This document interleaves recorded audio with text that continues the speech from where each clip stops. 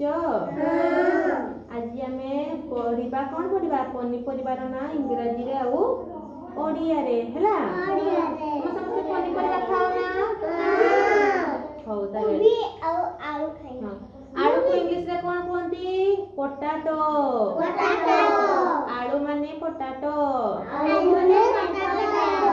ବିଲାତି ମାନେ ଟମାଟୋ। ବ୍ରିଞ୍ଜଲ ମାନେ ବାଇଗଣ। କଲିଫ୍ଲାୱାର ମାନେ ଫୁଲକୋବି।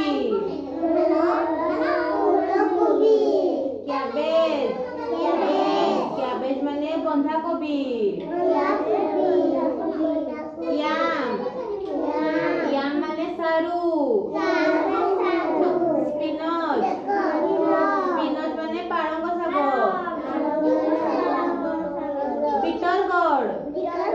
ବିଟରଗୋଡ ମାନେ କଲରା। ବିଟରୁଟ